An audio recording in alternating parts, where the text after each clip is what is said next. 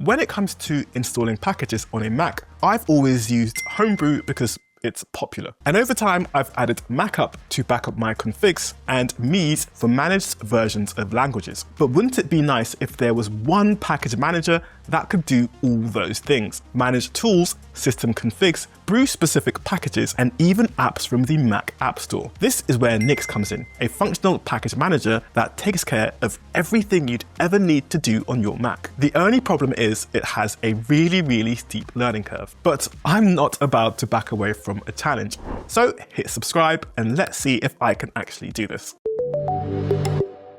Nix was created way back in 2003 by a Dutch computer scientist during his PhD research, which also led to the creation of the Nix programming language, and NixOS, a Linux distro based around the Nix package manager, which is great if you use Linux. But what about macOS? This is where Nix Darwin comes in, a Nix framework for macOS to manage services and packages on Darwin, the Unix-like system that powers macOS and even has its own mascot. But that's enough talk, because as I said earlier, Nix is not easy, and setting it up for Mac requires all these steps. Starting off by installing the Nix package manager for macOS, or using the determinate Nix installer if you plan to uninstall Nix. I went with the former, which takes a while setting all of this up. Then create a Nix directory for your configuration files before downloading the Flake file for Nix Darwin. Wait, what's a Flake file?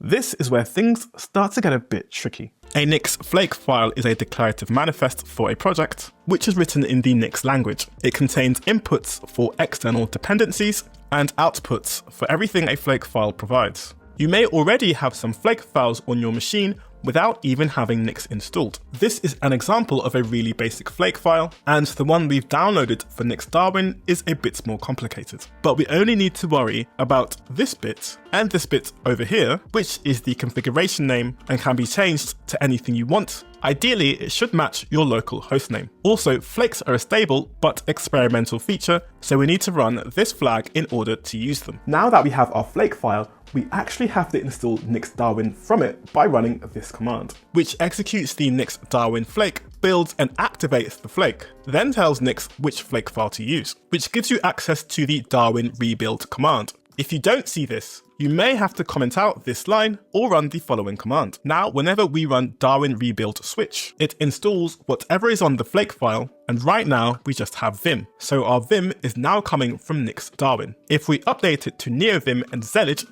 even though Zellige is not installed, if I now rebuild Darwin, we should now have the Zellige command, and our Vim is no longer coming from Nix Darwin, which is great for using a tool temporarily. Note, you can search for packages here and add them using the Nix shell command, which is similar to a conventional package manager, but it's always best to add them in the config to benefit from the declarative nature of Nix. This is great for packages that exist in NixOS, but what about Mac-only apps like CapCut? To do that, we need to set up the Nix Homebrew package by adding the following code to our Darwin config, as well as adding the Nix Homebrew URL, which should allow us to install Mac apps from the App Store. No, this is not a typo. And as long as we have the app ID, and it's something you've purchased before, we should be able to install it with Nix. We can even update the Mac system settings inside a Nix file by setting the user and changing some system defaults, which will also update after we rebuild Darwin. Of course, there are many more options in the Nix Darwin documentation. Okay,